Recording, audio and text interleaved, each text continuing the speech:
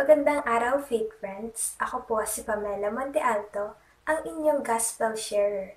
Ang ating pagbasa ay mula sa Mateo, Kabanata 5, talata 20 hanggang 26. Ngunit sinabi ko naman, ang sinumang napupuot sa kanyang kapatid ay mananagot sa hukuman.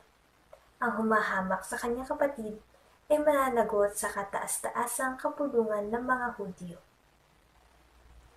Nagkasala na ba sa iyo ang iyong kapwa? O ikaw ang nagkasala sa iyong kapwa? Tayong mga tao ay nakakagawa ng masasama, dala ng ating kahinaan, nagkakasala. Sa ating ebanghelyo, sinasabi sa atin na ibigin natin ang ating kapwa gaya ng pag-ibig natin sa ating sarili.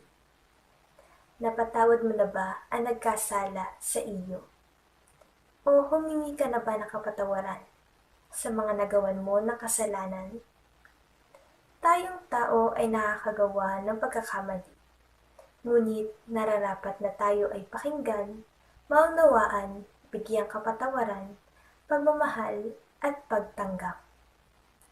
Matuto tayong magpatawad, malalim man o mababaw ang nagawa sa ating kasalanan.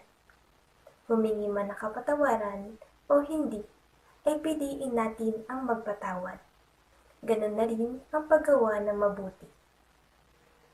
Tulad na lamang ng ginawa ni Jesus sa ating mga tao na nagkasala sa Kanya, na Kanyang pinatawad at minahal.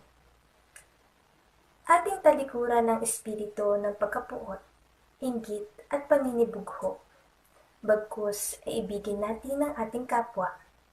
Ang pagpapatawad ay nangangahulugan ng pagiging malapit at tapat sa Panginoon.